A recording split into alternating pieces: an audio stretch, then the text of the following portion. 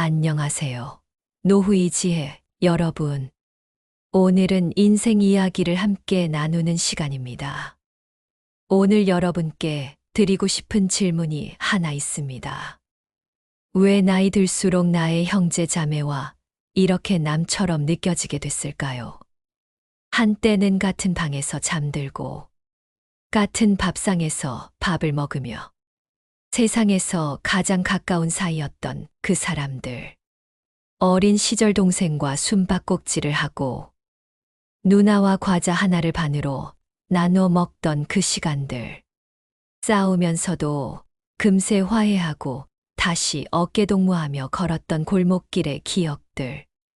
그런데 지금은 어떤가요? 몇 달씩 연락 한 번 없는 것이 자연스러워졌고, 명절에 만나도 뭔가 어색한 침묵만이 흘러갑니다. 가끔 떠오르는 그 얼굴들을 보며 왠지 모를 쓸쓸함이 마음 한구석을 스쳐 지나가죠.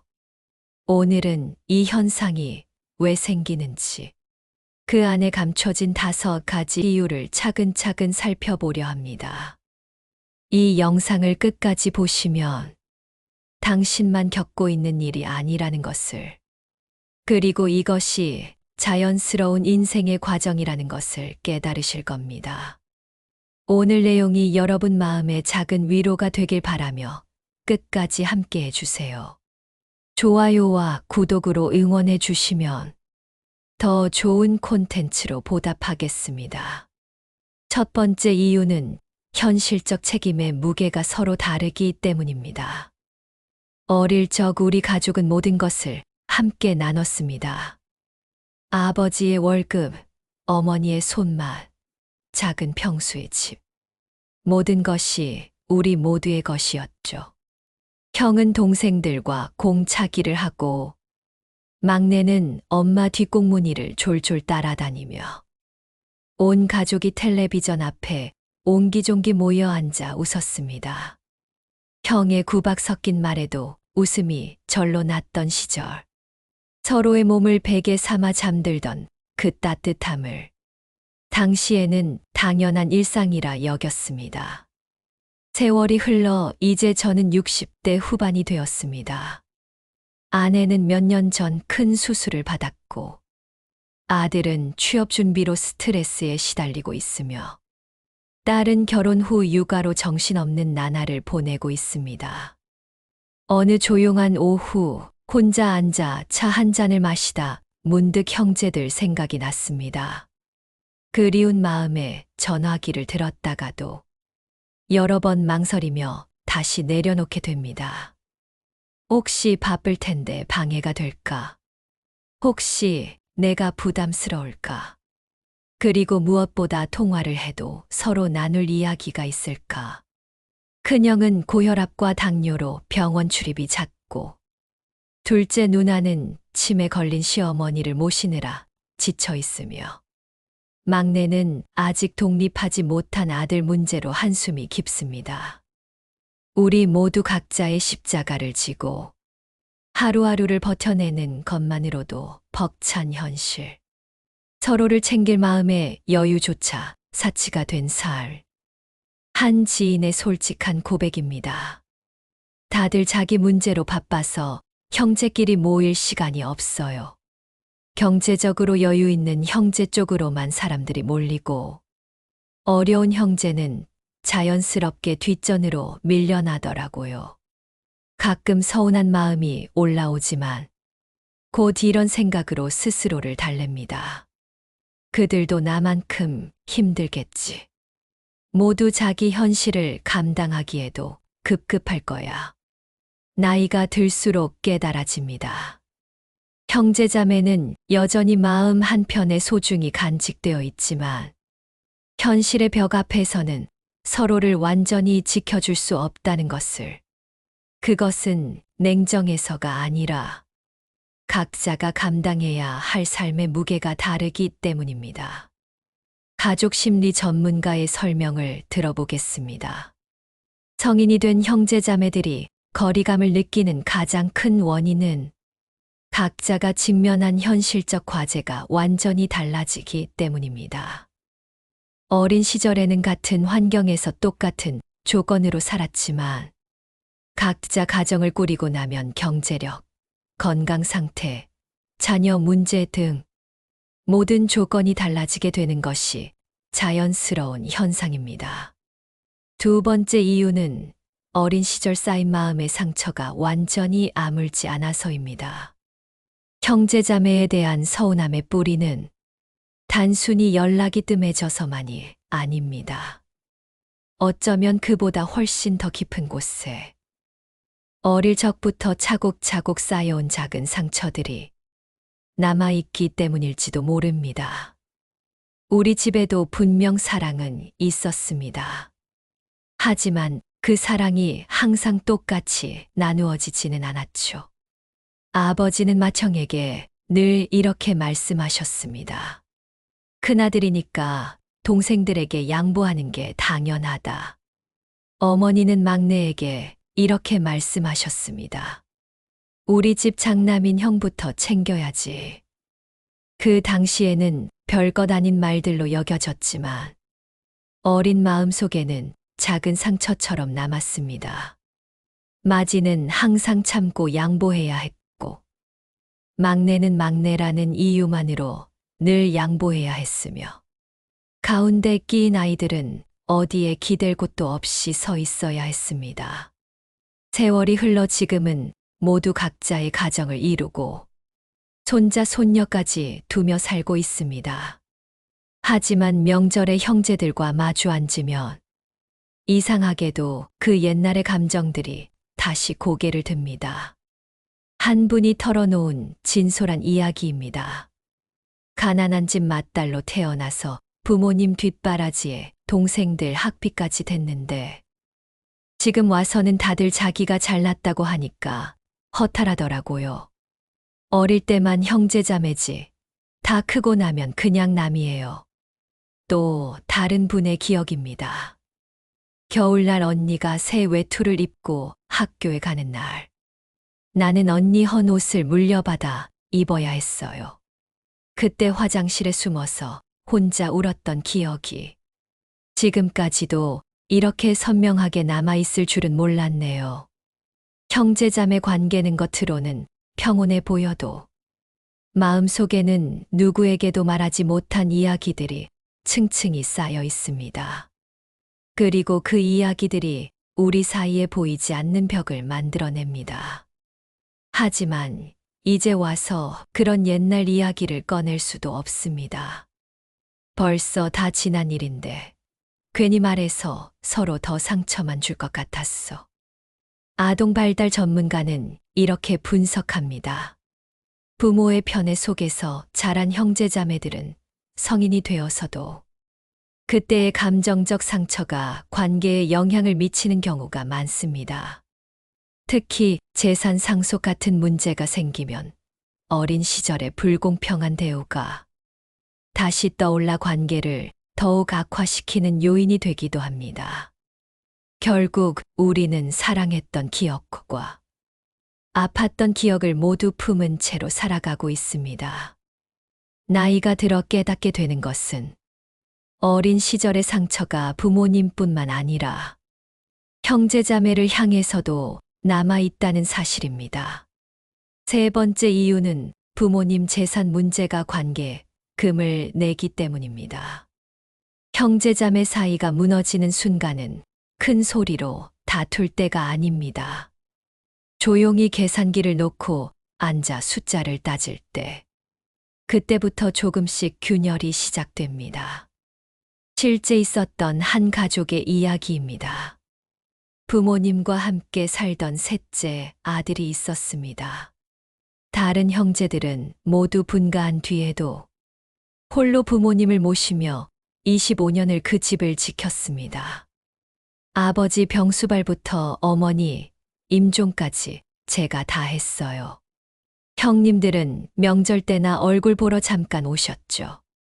부모님이 세상을 떠난 후 남은 것은 낡은 주택 한 채. 처음에는 형제들이 모여서 차분히 대화했습니다. 하지만 결국 대화의 끝은 예상 가능했습니다. 집 정리해서 법정 상속분대로 나누자. 그 아들은 아무 말도 할 수 없었습니다. 아버지가 생전에 하신 말씀이 떠올랐기 때문입니다. 이 집은 내가 물려받거라. 그동안 고생이 많았다. 그 한마디를 믿고 25년을 함께 살았는데 형제들에게는 그저 내 몫의 부동산일 뿐이었습니다.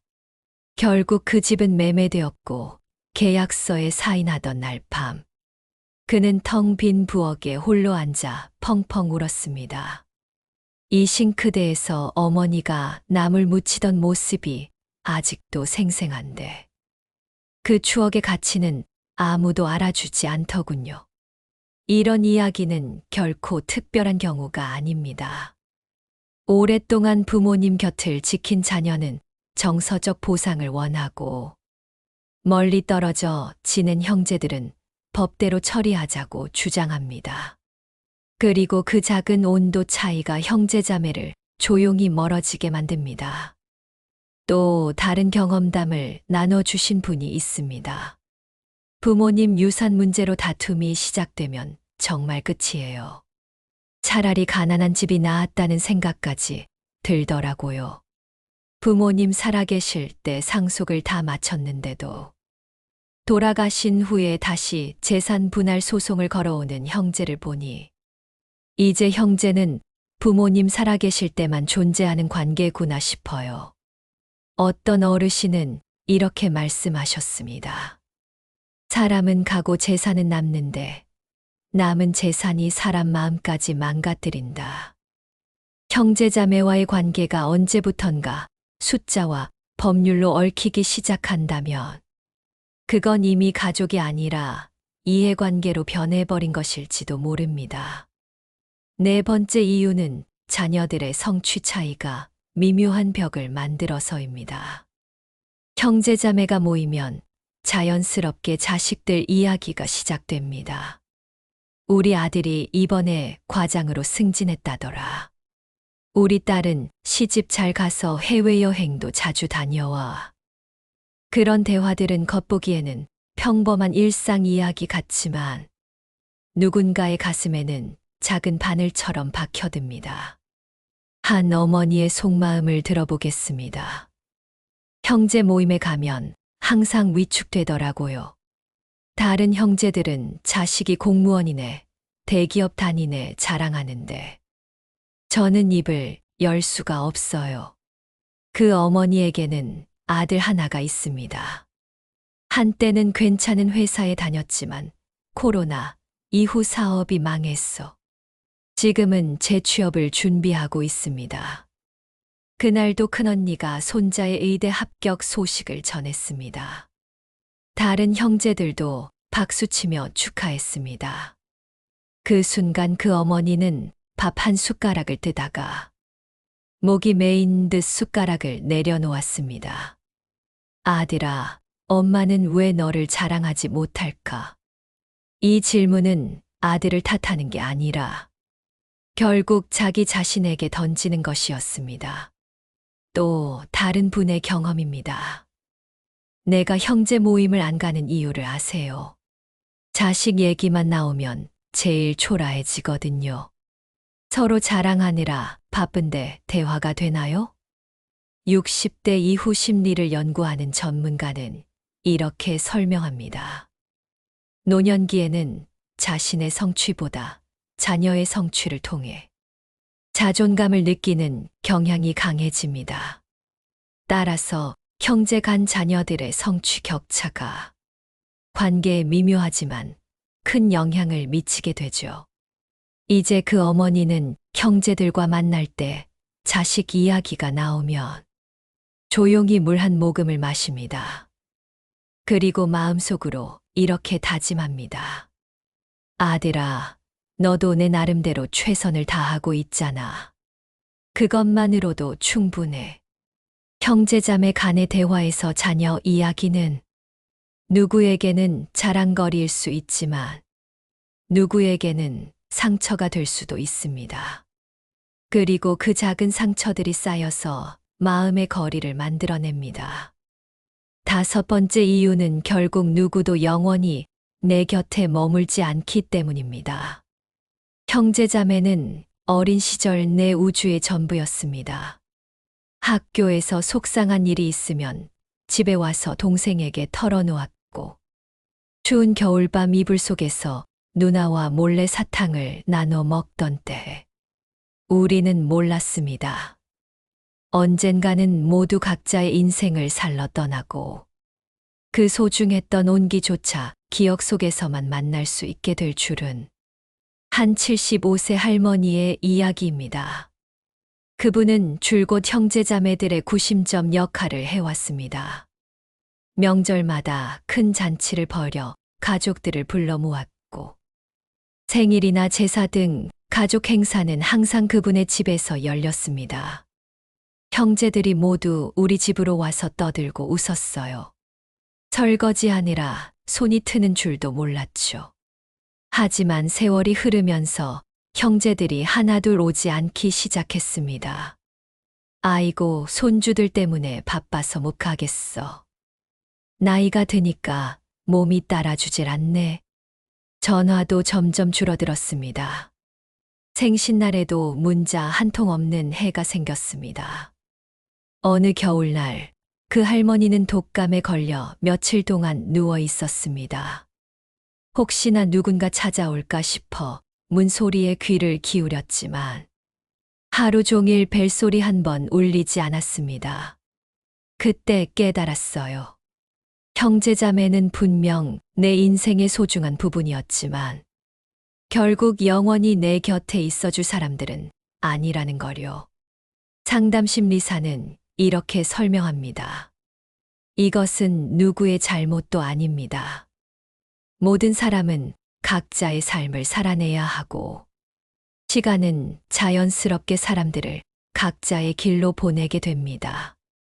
형제자매는 가족보다 가깝게 느껴졌지만 결국 각자의 삶으로 돌아가야 하는 관계입니다. 또 다른 분의 담담한 고백입니다. 나이 65가 넘어 농사일로 다쳐서 입원했을 때 혈육 중에서는 아무도 찾아오지 않았어요.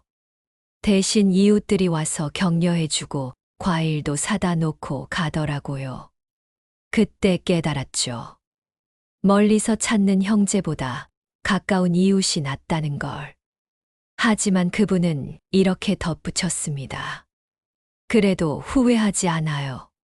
그 옛날 형제들이 웃고 떠들던 모습을 봤잖아요. 그 기억만으로도 충분히 값진 시간이었어요. 지금 내 곁에 있는 사람들을 더욱 소중히 여기세요. 지금까지 살펴본 형제자매의 모습들, 그 속에서 여러분은 무엇을 보셨나요? 형제자매는 어쩌면 내 노년을 책임져 줄 존재가 아닐지도 모릅니다. 하지만 분명히 내 인생의 한 시절을 가장 빛나게 해준 사람들이었습니다. 함께 울고 웃었던 그 순간들, 좁은 방에서 들려오던 제잘거리는 소리들, 그 추억들만으로도 우리는 충분히 사랑받았고 충분히 가족이었습니다. 한 어르신의 지혜로운 말씀을 전해드립니다. 지금 내 옆에 함께 있는 사람이야말로 가장 소중한 존재입니다. 또 다른 분은 이렇게 말씀하셨습니다. 혼자 태어나서 혼자 가는 게 인생입니다. 부모님 품에서 함께할 때는 형제자매였지만 각자 가정을 이루고 나면 별개의 삶을 살아가는 게 자연스러운 일이죠. 하지만 모든 형제자매가 멀어지는 것만은 아닙니다. 아직도 따뜻한 형제애를 지키며 사시는 분들의 이야기도 들어보겠습니다. 우리는 사남매인데 아직도 정말 가깝게 지내요. 어려운 형제가 있으면 조금씩 도와주고, 여유 있는 형제가 필요할 때 조금 더 부담하면 되죠. 물론 도움받는 쪽에서 그걸 당연하게 여기지만 않으면 되고요. 관계 전문가는 이렇게 조언합니다.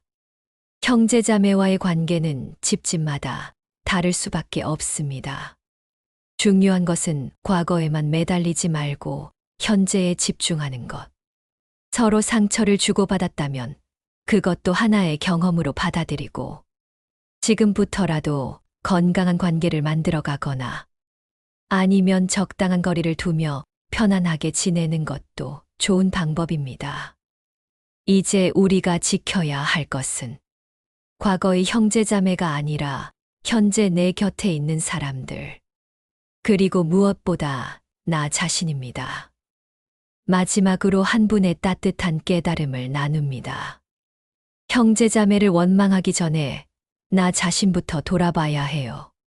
문제는 나에게도 있을 수 있거든요. 내가 먼저 베풀고 내가 먼저 이해하면 형제 간의 정도 좀 더 돈독해질 수 있을 겁니다. 모든 인간관계는 받기를 기대하는 것이 아니라 주는 것에서 시작됩니다. 바라지 않을 때 비로소 진정한 마음의 평화를 찾을 수 있을 것입니다. 오늘 이 이야기를 통해 많은 분들이 위로받으셨기를 바랍니다. 혼자가 아니라는 것, 나만의 문제가 아니라는 것을 알아가셨기를 바랍니다. 그리고 무엇보다 지금 이 순간 여러분 곁에 있는 분들을 더욱더 소중히 여기는 시간이 되셨기를 바랍니다. 여러분의 경험과 생각을 댓글로 나눠주세요. 여러분의 이야기가 다른 분들에게 큰 위로가 될 거예요. 끝까지 함께 해주신 여러분께 진심으로 감사드립니다. 도움이 되셨다면 주변 분들께 공유해 주시고 구독과 좋아요로 응원해 주세요. 오늘도 행복한 하루 보내세요.